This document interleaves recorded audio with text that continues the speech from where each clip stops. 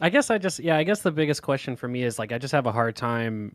So I get what you're saying, Destiny. That Biden's administration might be almost like politically incentivized to overreact to this situation because of part of the base might just I guess like the Democratic base is overwhelmingly much more pro-Palestinian than the Republican base, and so he might feel the need to almost like overreact to any particular situation in the region.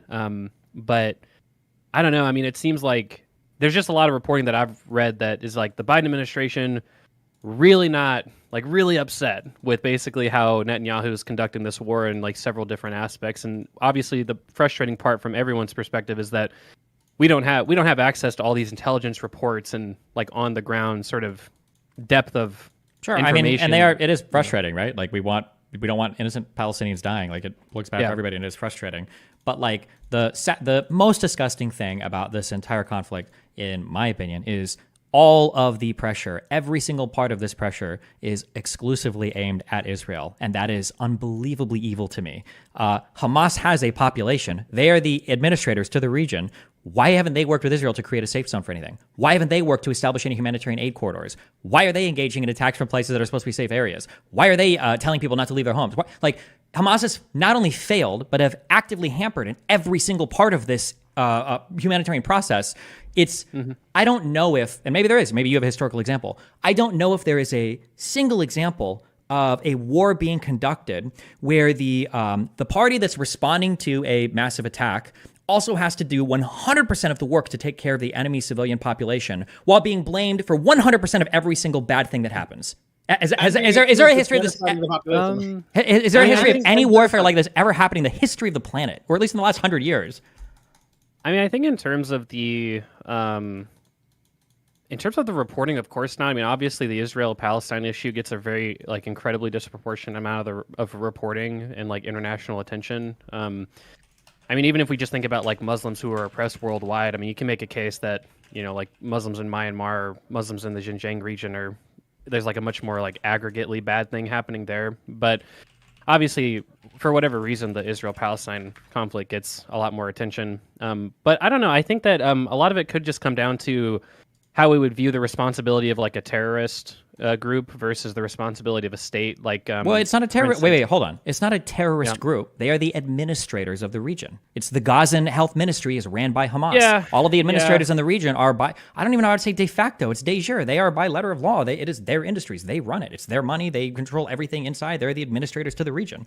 No, I understand what you're saying. Obviously, it's insane that like the popularity for Hamas is still like fairly high. So like, and obviously, what I'm saying right now is a personal opinion and is not reflective of international law, and it shouldn't be. But like, fuck them. Like, if you don't even care about your own government having any responsibility to protect you, and every death is a martyrdom for the fucking advancement of whatever plot you have, holy shit! It's like trying to like.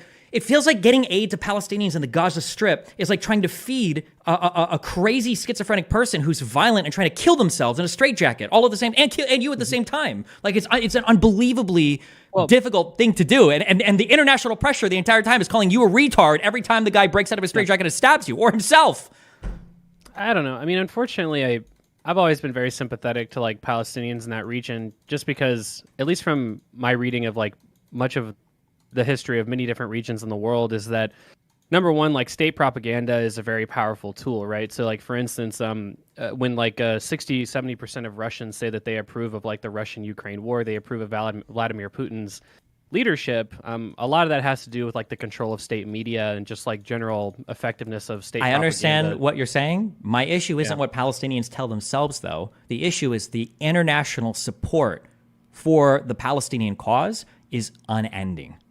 There is no. How many times have you heard conversations about how we need to restrict the military budget of Israel because of how they conduct themselves? How many of those people have talked about conditioning any of the money that goes into Palestine based on the actions of Hamas? You've never heard that said by anybody in your entire life. But like, so it's like, it's the conversation isn't even remotely equivalent. And then like you said earlier, like the disproportionate news coverage is fucking insane. If you cover the last 100 years of war involving 10 plus countries in this region, that for the bodies that have been buried in wars involving Israel, it's like 1/3 of the amount of people that died in the Syrian civil war, like of just that conflict. That's ignoring Iran, Iraq, which is over 1 to 2 million people. That's ignoring the First and Second Gulf War. That's ignoring how many hundreds of thousands of people died in fucking Yemen. That's ignoring it's insane. It's unbelievable. It's like unreal. Like this is like the place where any rational thought just goes to die immediately. Sorry, go ahead. Okay. Well, obviously, there's definitely a group of like pro-Palestinian protesters who would say that they they critically support the actions of like Iran or the Houthis. Yep, or, they do. Saudi Arabia or something like that. I would consider that, by the way, a mainstream opinion. I think that is a mainstream opinion. For instance, I think Norm Finkelstein is probably the most cited Western, in huge air quotes, academic on this particular topic, and he openly supports the Houthis. He says it's bold and brave when they bomb fucking ships going through the whatever strait they're fucking bombing down there. Yeah, like it's insane. Yeah. Yeah, I mean, obviously that's pretty crazy. I mean, to the extent that any pro-Palestinian like protester says, I support this Islamist government as long as they're, I don't know, like killing civilians in the name of like helping Palestinians or something. It's like obviously that's pretty crazy. Yeah, and when do we support? By the way, when do we support regime change? Is the Israeli regime so bad that a regime change needs to happen? But we didn't feel that way about Saddam Hussein. We didn't feel that way about Gaddafi. We don't feel that way about the Houthis. We don't feel that way about Bashar al-Assad, who gasses his own fucking people. We don't, in any of these, the Shah in Iran, in any of these places, nobody on the left would be like, we need a regime change, horrible leaders. We need a regime change, horrible leaders. But Netanyahu is the one that crosses the line. That's the one where the United States need to be actively, it's an unbelievable. This is a waste of fucking time. If you have a map, don't ever read anything about Israel, because this is the most retarded fucking conflict in how international opinion is shaped about it compared to anything else I've ever seen in my life. Sorry, go ahead. My bad. I'm sorry. Maybe I'm crazy. I mean, have you heard